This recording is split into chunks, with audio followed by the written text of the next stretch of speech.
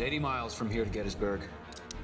80 miles will decide whether this nation belongs to the living or the dead.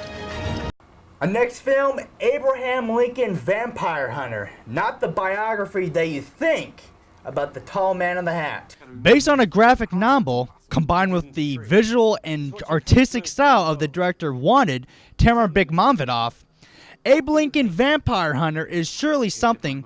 After Abe's mother is killed by a vampire, he seeks vengeance with the help of his mentor, Henry Sturgis, played by Dominic Cooper. And that my mother, father, everyone that we knew, lived in fear. Pathetic. Hate that I was too small. Too weak. Yes. And that you failed. Yes!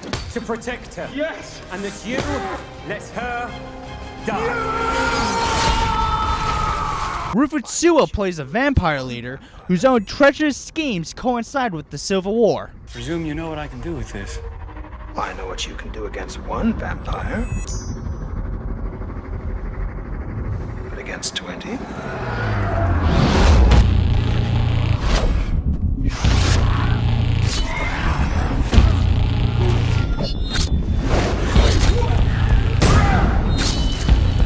If you like kung fu movies, along with horror, Abraham Lincoln Vampire Hunter mixes the two both well and concise to bring something that is surely a killer during the summer experience. I have a knack for these types of movies. The exploitation/horror comedy films. This is definitely one of them, I gotta say, and I enjoyed it. I'm giving it a slight exit, Really? but I just wish it took a little more advantage of its premise. I mean, the movie is pleasant entertainment, but I'm thinking, is pleasant the word you should be describing with the title like Abraham Lincoln Vampire Hunter? But all that aside, I did enjoy some elements of the film. I thought Benjamin Walker made a pleasant and likable Lincoln, and Rufus Sewell made a scary villain, maybe just because he has really evil eyes. It seemed like they took the premise a little too seriously. I mean, with a Really? It was quite with a humorless silly for the most character and a part. silly title like that. Yeah. You would think it would just be, Machete or Grindhouse-ish Yeah. in its premise, but it really went for the straight-out action horror that it was. I love the train battle at the end. In fact, the last third is really what I enjoyed the most. Visually, it was exciting, just seeing him kill all those vampires. And didn't you love the villain's plan? I mean, when you think about it, the villain has a really evil plan. He makes a deal with the Confederacy to give them vampire super soldiers, so that way when the Union shoots them, they won't die.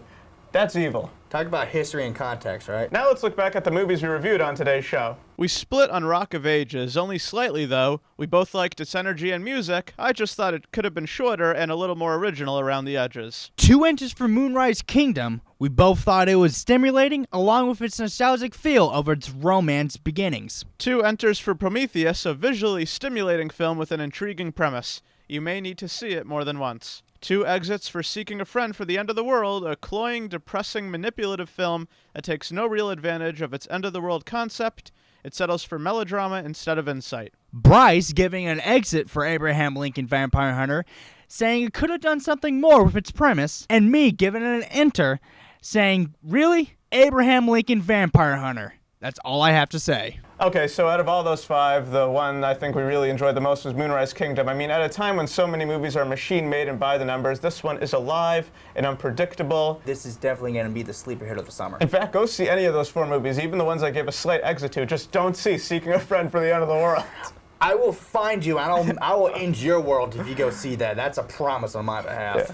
Okay, that's it for this week. Next week, we'll be back with reviews of more new summer movies, including The Amazing Spider-Man, a new spin on the teenage web-slinger.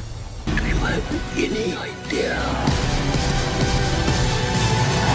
what you really are? And also Oliver Stone's Savages, a thriller about a feud with the Mexican drug cartel, starring Blake Lively, Salma Hayek, and John Travolta.